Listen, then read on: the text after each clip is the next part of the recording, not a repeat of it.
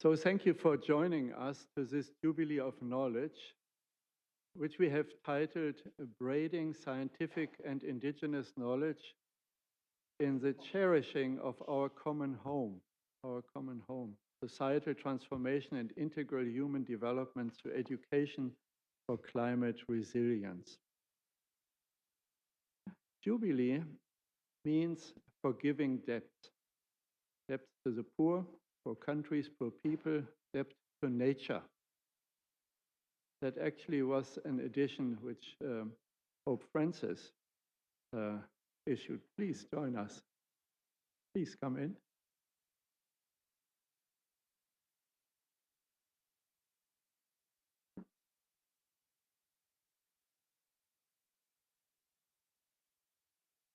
But Jubilee means more than just forgiving. It calls for changing course and actions. More attention to education is a key part of that action. And forming alliances to act, unusual alliances, is also part of needed actions. The Jubilee of Knowledge calls for a profound renewal in how we know, teach, and act, one that braids scientific knowledge with indigenous wisdom to foster integral human development and climate resilience. This gathering of scientists, social scientists, indigenous knowledge holders, educators, youth, affirms that knowledge is a responsibility to cherish and protect our common home. This conference actually stands on 3 research-based pillars and related activities that our 2 academies have been building over the years.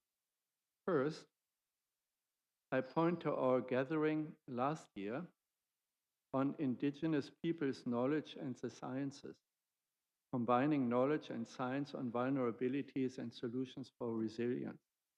Those of you who were there will fondly recall the audience with Pope Francis.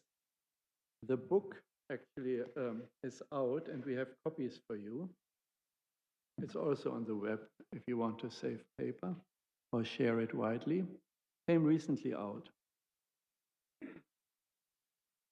We committed at that conference last year that we would continue to engage in this important theme of braiding indigenous knowledge and the sciences. And that's why we are here.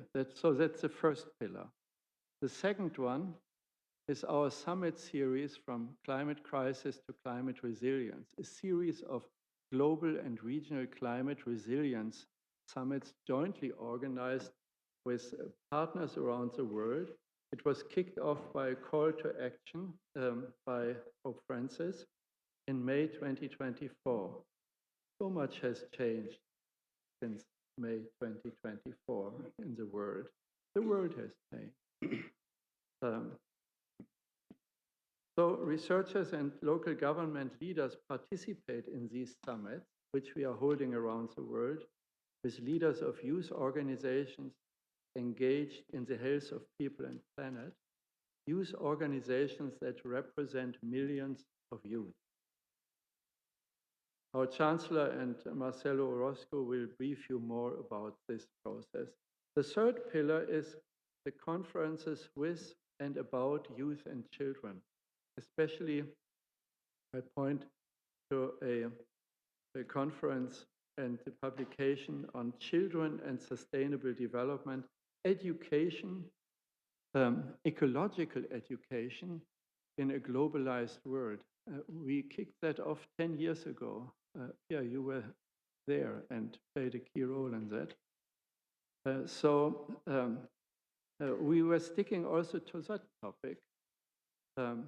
We relate education and youth well-being to the prevention of modern slavery, including child labor and human trafficking.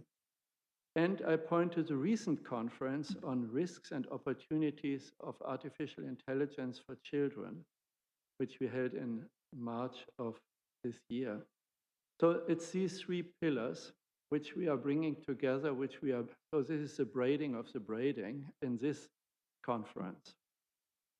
So this conference aims to build upon these three initiatives of the Pontifical Academy of Science and Pontifical Academy of Social Science.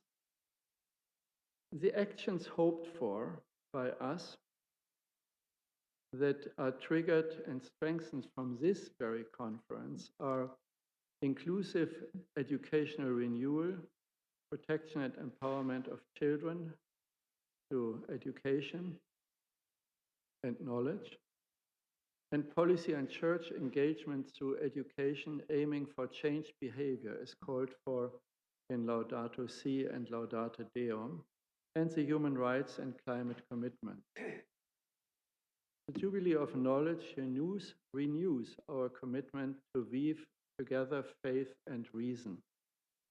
That's a trademark of our academy, bringing together faith and reason in their synergies, but also tradition and innovation, youth and experience, and thereby to serve for the flourishing of all of creation.